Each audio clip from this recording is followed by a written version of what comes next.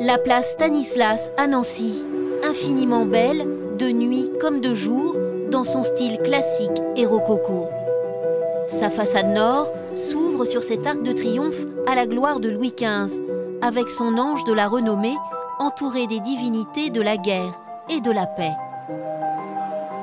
Son concepteur, c'est lui, Stanislas Leżinski. Ancien roi de Pologne déchu, son destin va le mener en Lorraine, où il va transformer la ville de Nancy.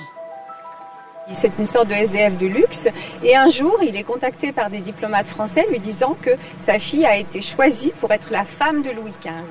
À ce moment-là, sa vie change complètement. Bon, il a été roi, ensuite plus rien.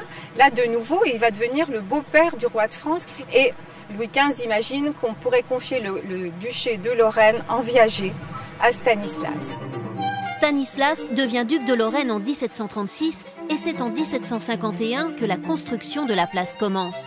Achevée 3 ans plus tard, elle recèle dans ses moindres détails les secrets de la vie de ce prince des Lumières. Et on dit que le sculpteur s'est inspiré de Madame de Boufflers, qui était la maîtresse de Stanislas et qui était vraiment bien faite. Et on dit aussi que le confesseur de Stanislas n'aimait pas du tout cette fontaine parce qu'il la trouvait lubrique et inspirée de mauvaises pensées. Mais qui était vraiment Stanislas Leżinski ? Il est rondouillard, il a un aspect assez bonhomme, donc il est assez sympathique. Et surtout, c'est un bon vivant, donc il aime manger. On lui doit, la légende lui attribue la création de plusieurs spécialités culinaires, donc c'est à lui qu'on devrait la création du baba au rhum, de la madeleine. Stanislas est tellement populaire qu'à partir de 1831, la place royale devient la place Stanislas avec sa statue, chère au cœur des Nancéens et des touristes qui aiment l'admirer.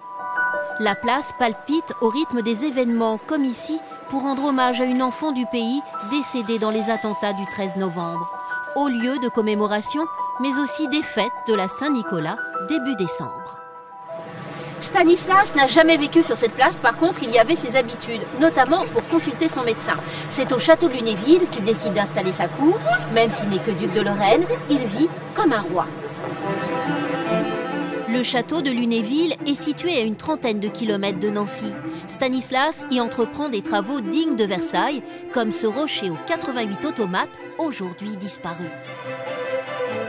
Tout de suite, la vie devient extrêmement bouillonnante à tous les niveaux. C'est une vie de cour très riche, intellectuellement d'abord. Il va inviter les plus grands esprits, on pense à Voltaire, on pense aussi à Montesquieu, Émilie du Châtelet qui va traduire Newton ici. Alors on traduit Newton la journée, mais le soir, on se déguise pour monter sur la salle d'opéra du château et improviser un opéra. Stanislas rend son dernier souffle à l'âge de 90 ans. À sa mort en 1766, la Lorraine fait son entrée dans le royaume de France.